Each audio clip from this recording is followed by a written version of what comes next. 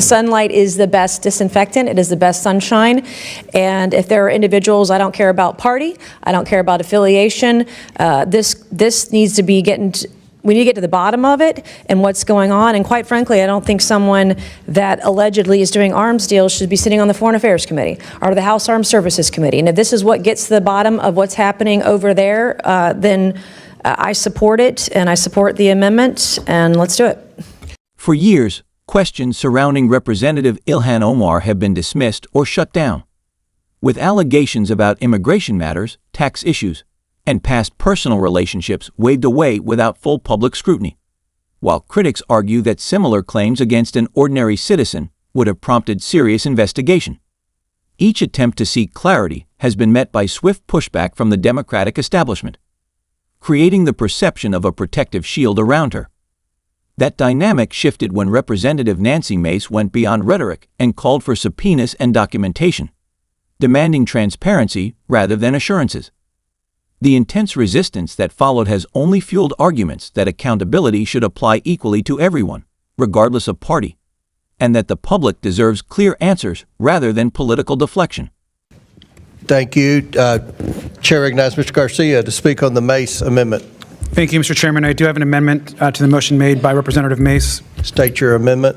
At the end of the motion, I'd like to add, pursuant to Clause 2K6 of House Rule 11, the committee shall subpoena all documents and communications from the Department of Defense regarding the military service record of Representative Corey Mills of Florida.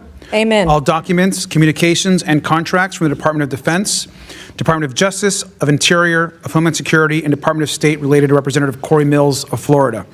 And any business in which he or any relative has a financial or controlling interest, including Pacom Defense, Pacom Solutions International LLC, ALS LLC, and any documents and communications from the Department of Justice, the U.S. Attorney's Office for the District of Columbia, Ed Martin, in his personal capacity, and the White House regarding any communications around the February 2025 domestic violence incident in Washington, D.C., involving Representative Corey Mills of Florida. And with that, Mr. Chairman, I'd like to be recognized to explain the amendment. Mr. Garcia amended the Mace motion. Does any other member seek recognition? I'd like to just comment on the motion. Go ahead. And then I can, if I can comment I'll on it recognize Garcia, then Mace. Go ahead. I just want to just begin by saying, broadly speaking, on the initial motion, Congresswoman Omar is a proud member of this body and an American, and as American as any member of this body. She's a public servant and a fighter for her constituents, and she represents the American dream. And I know I and House Democrats are honored and proud to support her and to serve with her. Congresswoman Ilhan Omar has endured horrific attacks her entire time in public office, and we admire her courage. My motion requests documents on Corey Mills, a Republican from Florida, and I just want to note that this is not the best way of handling these types of issues, and we are introducing this only because this is being introduced on Representative Ilhan Omar. And so we are forced to make this motion and this amendment to Nancy Mace's, Representative Nancy Mace's motion. And so with that, I conclude. Gentleman yields back. So I've had several members request information about trying to determine if Ms. Omar was involved in any of the Somali fraud and this and that. The thing that I've told people is the Ethics Committee is set up to do that. That's what the Ethics Committee's sole purpose is to investigate members. So we've got a motion by Mr. Garcia to amend Ms. Mace's motion. Both the amendment and the motion seek this committee to investigate sitting members of Congress. That's not something the Oversight Committee does, but we're a Democratic committee, and I'm not telling anybody in here how to vote. You vote however you want. But that's what the Ethics Committee role is. That's their jurisdiction. And I just wanted to state that. And again, look, I'm for whatever. I'm for transparency. You all vote the way you want. This committee's wired. You're going to vote the way you want anyway. I don't think the ranking member can tell his members how to vote, and I can't tell my members how to vote. I'm just telling you that's what the Ethics Committee's sole purpose in life is. So, Mr. Chairman, just stating that. on a point of order. Mr. Chairman. Which one do we want to, Mr. Lynch? Okay. Mr. Chairman, if I believe you're correct in your assessment that that is not something within our jurisdiction. That would mean that that motion would be out of order, not subject to a vote, and let's do this anyway, even though it's not within our jurisdiction. That's a jurisdiction of another committee, and we normally and regularly refer matters that are not within our jurisdiction to other committees, and that's how that should be handled, sir. Yeah. That's my thought. The previous chairman of the, I'm going to respond to Mr. Lynch's inquiry. The previous chairwoman of the committee from New York, remind me, Maloney. She said the Oversight Committee has jurisdiction over anything and everything, and I kind of tend to believe that. But now the Ethics Committee has primary jurisdiction. There's no question about that. Now, do we have secondary jurisdiction? Possibly, probably, whatever. I'm not. Mr. Chairman, under Rule 10, we have the ability. We have full oversight of the U.S. House of Representatives. We can do pretty much what we want in this committee, but I just want to make it very clear so we don't start going down this road, or this committee will just turn into, investigating other members, whoever's in control. That's what the Ethics Committee set up to do. I'm not. Look, Ms. Mace, someone you beat can their file any life motion and it you was want, covered up, and Mr. we should Garcia find can file out. any Someone motion. married their brother to commit immigration fraud. We should find out. That's what this committee can do. I understand. Let's not defame members of Congress. Mr. Chairman, I just want to add to you. I just want to agree, first of all. I think Oversight Democrats, we don't believe either of these motions should be discussed. This is not the place to be going after members in this way. If there's a concern about a member, it should be at the Ethics Committee. But if members on the majority are going to go after members in our caucus, we're going to do the same.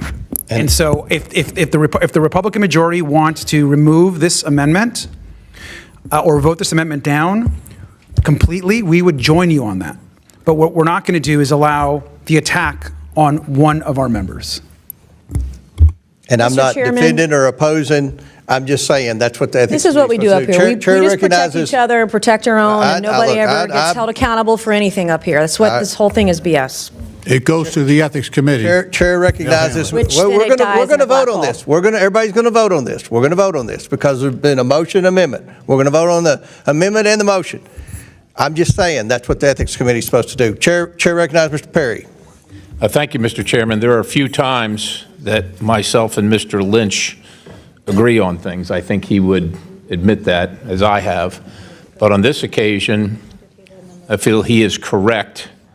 And while this committee may have the jurisdiction to do all manner of things, I think this is a dangerous precedent to set. The Ethics Committee is set up specifically for this task. And I empathize with Representative Mace that it seems like there is no accountability over and over again. And maybe in the case of Representative Omar and Representative Mills, I might even feel that way. But we have a process here for a reason, and the Ethics Committee is set up the way it is for a reason so that there is equal representation in a place that is hyper-partisan over the smallest of things. And so that there is a due process where American citizens, individuals in this body and serving members are treated fairly. That's why we have that committee. And if we're going to run members through a partisan committee, which all the other ones are set up to be so, I think that that's going to be something that we might enjoy the outcome of at the moment, but will not enjoy the outcome at some future time when we're in the minority. And so on this occasion, I agree with Mr. Lynch, and I would encourage the chair to render this motion out of order. And with my remaining time, I would cede some time to Mr. Lynch. I thank the gentleman, and he's correct. We don't agree that often, but I respect the gentleman. The other piece is this: is that anyone in the public can make an allegation of any member here for any reason, political or personal or otherwise.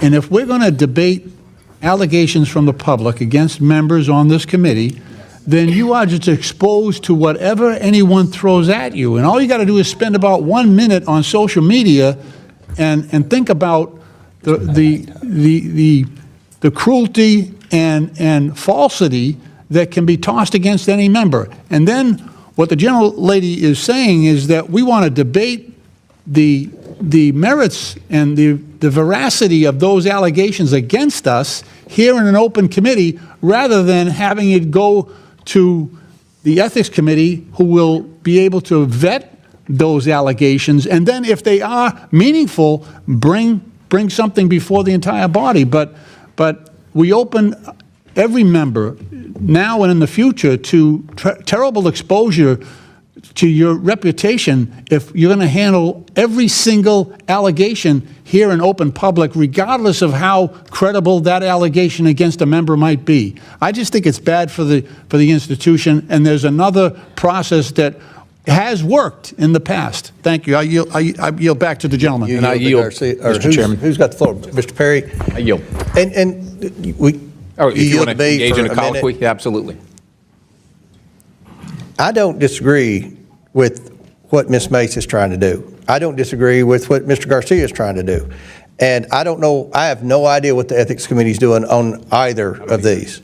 But I think it's disappointing that Ms. Omar wasn't here for the Minnesota Somali hearing. I mean, that's something I think she should have attended. And I think Mills should, answer questions on the House floor. I think they both, there are a lot of questions the American people have for both of them. So I'm just saying, that's what the Ethics Committee. Mr. Chair, did you just refer to it as a Chair, Somali hearing? Mr. Chairman, as long as, hold on, as long as It was a hearing on Minnesota, a hearing on Minnesota. Somalians fraud committed in the billions of welfare dollars of fraud. It was a Somali hearing. Somali fraud. There was Somali fraud. There were lots of Somali fraud allegations today. Mr. Chairman, if we can continue our colloquy, you're the chairman of the committee, and you can make a ruling. Now, we might disagree with the ruling of the chair, but I would tell you it is my position and my recommendation, humbly and respectfully to the chair, that the chair should render this motion invalid.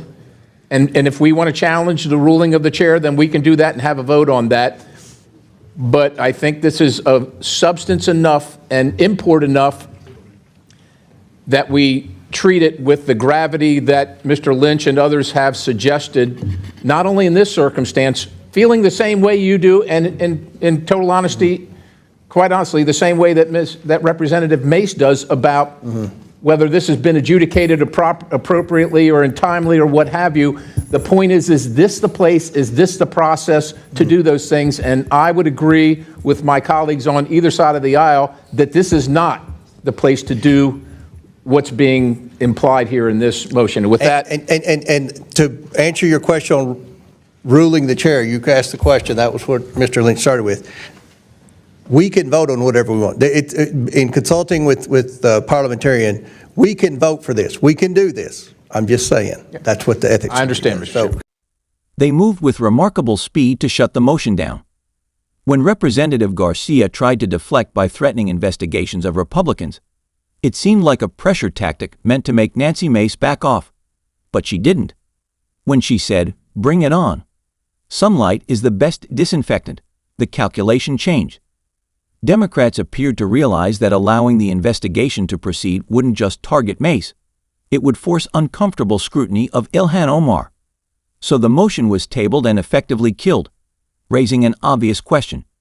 If there is nothing to hide, no wrongdoing in immigration records, no impropriety to uncover, why not release the documents and put the issue to rest?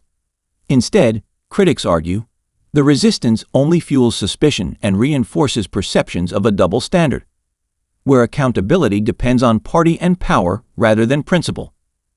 Whether one agrees or not, the episode underscores a growing frustration with what many see as a two-tiered system of oversight, and why calls for transparency and equal treatment under the law continue to resonate.